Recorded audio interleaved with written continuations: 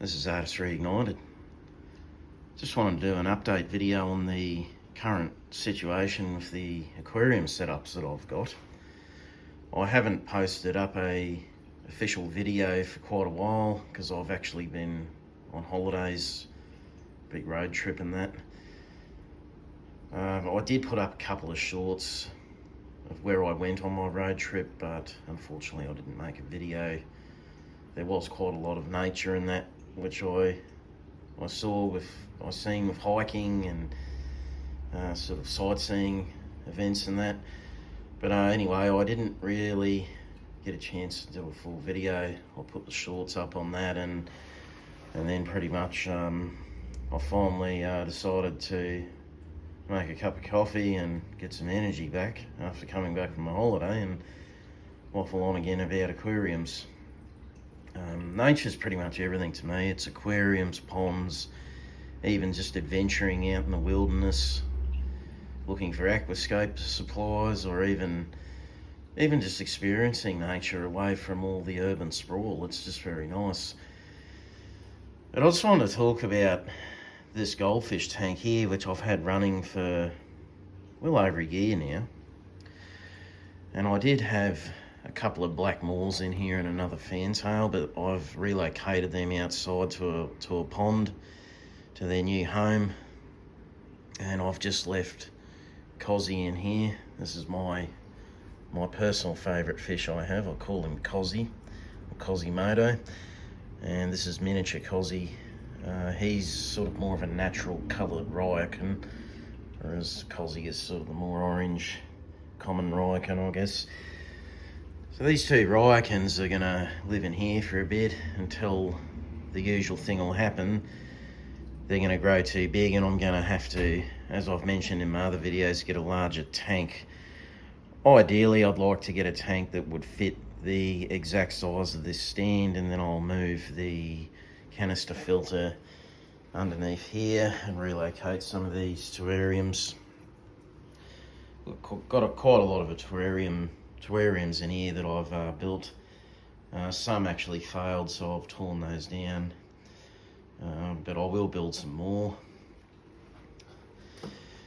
And then also the plants in here are going great. We've got some more Swiss cheese pothos here that's sort of appearing off that vine there. Peace lily's going good, shedding a couple of leaves, growing new ones. Now these two fish are absolute menaces for plants. As you can see, I put a poppy lily in here, not even a few days in. Cozzy has just munched it up. But funny enough, this Alodia has been in here for a month. I actually put this Alodia in here a month ago when I went on my road trip holiday, and expecting that it would act as a bit of natural food for Cozzy while I was gone, as well as the fact I put a feeder block in here which he devoured. But he didn't even devour the Alodia, and I don't know why. It's very bizarre because goldfish normally love eating this stuff. But, you know, that's a bonus as well, because now I know that he's not eating it. I can grow it out in the tank and just give it some nice sort of greenery in there. I've also got some updates on the guppy tank as well. So these guppies that I had in here a couple of months ago were a bit smaller, and they all sort of looked a bit like that yellow one there. And as they get bigger, they start to develop their sort of colours in their tails. Also the identification features of male and female tend to appear as well. As you can see, that's a female. And then if you look at the male, they sort of have a more pointed sort of bottom fin there, which I believe is what's used to reproduce with the female to create more baby guppies. So these ones were baby guppies which come outside of the guppy pond outside, and now these ones have grown, and now they've also had some babies as well. As you can see, there's a little baby there. There is quite a few more in here, but they're just hiding from those hungry parents. So eventually this tank might become, or should I say will become, overcrowded, and I'll have to relocate some of these guppies to some new owners, or even see if the shop wants some, and then I'll keep my most favourite ones in here. I've still got plenty of time though to enjoy these before they get too big, or too many of them appear. This is only a 33 litre tank too, which on paper would be too small for this many guppies, but I've never had a problem with ammonia spikes. I've never had high nitrate or nitrite levels. I think it's because I've got a well-established ecosystem. You see, you need to have your gravel really thick so you can store all that good that good anaerobic bacteria, and also the effects of pothos helps challenge the nitrates a bit. Nitrites just helps get them down, keep the water clean. And I've also got these ram's horn snails in here, which have pretty much just gone crazy, and they contribute to this natural ecosystem. Never once changed the water in this tank, just occasionally I'll get some water from the pond outside, top it up, because these guppies did come from the pond, so I just want to keep their natural environment sort of simulated as much as I can inside the aquarium. Also got a media rod here for some extra biological growth, just sitting on top of that sponge filter. Being the fact that we're coming up to the warmer months now in October, the temperature here is sitting at 27, so it's quite warm in here, which is not needed at all to have the heater. That's right, and I've also got one Endler guppy in here too. So the original plan was, I thought these were all females, because when they were sort of half that size, they look like that.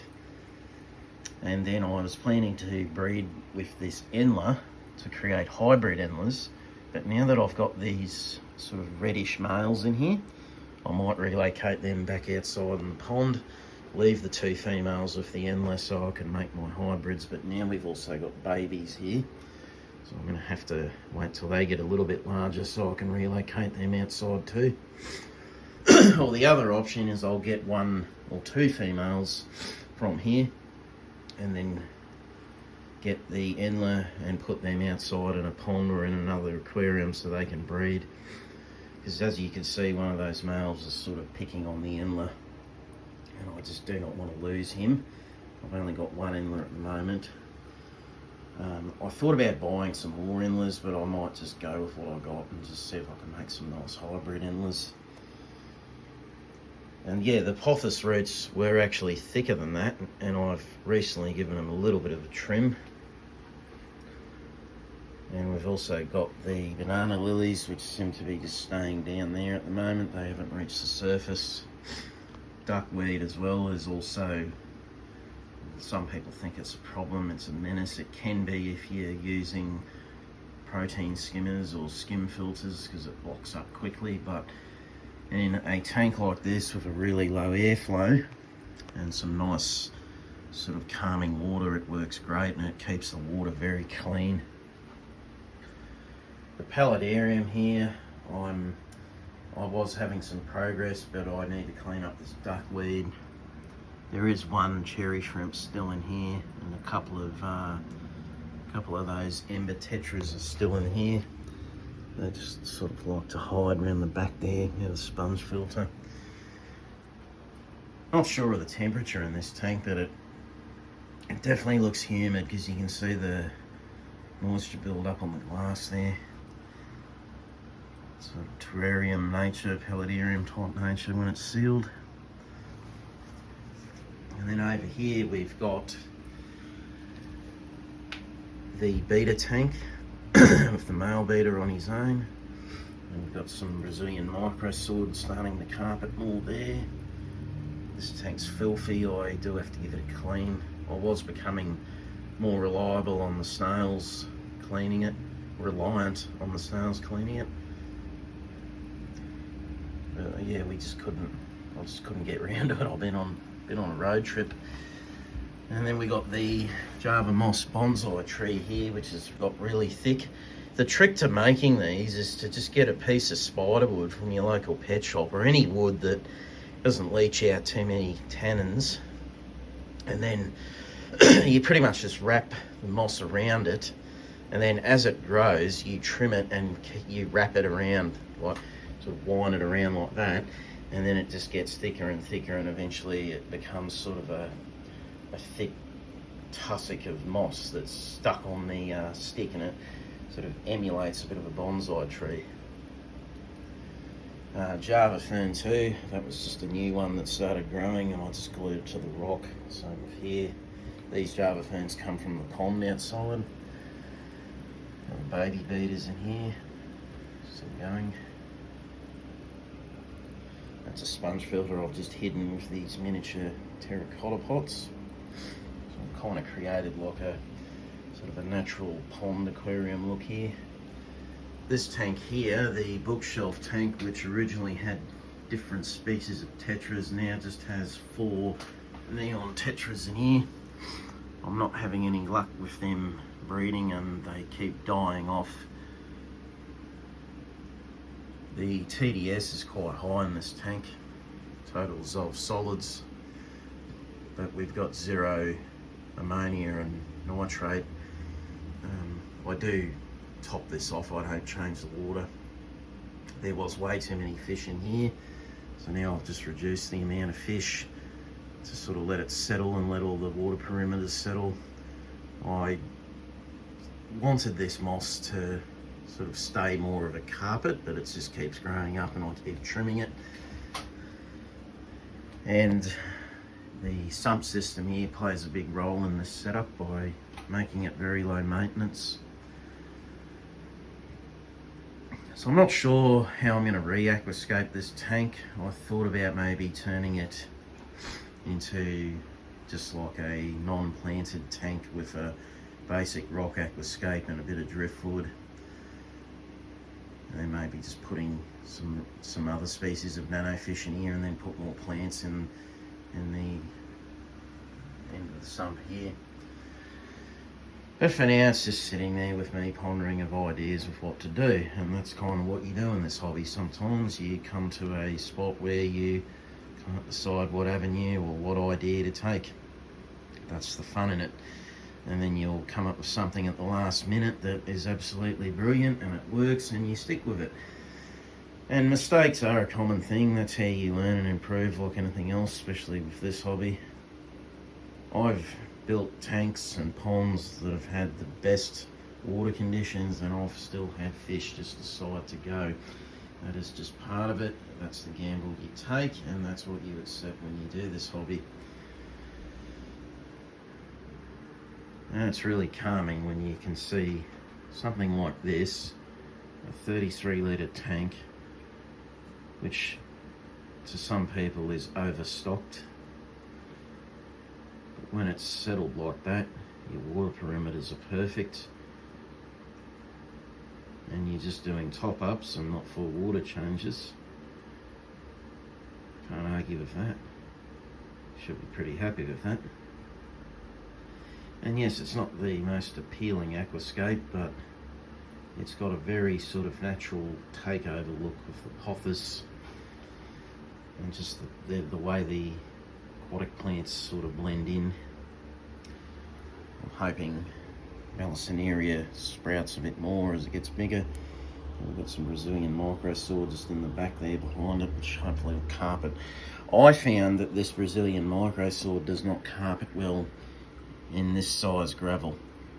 It tends to carpet better in more finer, this is propagating sand or more finer substrates like that. As you can see here, this is just a natural river gravel, which you can get from your local hardware stores cheap. Just give it a good rinse. I always just rinse it with hot water and let it cool down and then put it in. And as you can see, the Brazilian microsaur seems to like that one. It carpets a lot better in finer substrates. What I've done is I've also added just a thin layer of aqua soil under here. and that just gives it that extra nutrients. There's one of those ember tetras here. Yeah, this tank here, not ideal to have a lot of fish, but you could probably get away with having a lot of cherry shrimp in here. It's pretty self-sustaining. I've never changed the water, it's just balanced itself. It's got no spikes in the nitrogen cycle when I did I used this water testing kit last time I tested it. But yeah, I've got plenty more videos coming, more waffling on about fish and what I've been up to. There is a few things outside near the pond that's changed. I did put up a short video about the hailstorm we had last weekend. It did damage some of my plants outside. I'll talk about that in my next video. Quite a lot of those plants that were outside did get hailstone damage when the hail sort of punctured the leaves and that. As well as I've added quite a few different plants out there. There's some changes I have made in the pond, but yeah, we'll talk about that in an updated pond video. There'll be quite a lot of these update videos in the future.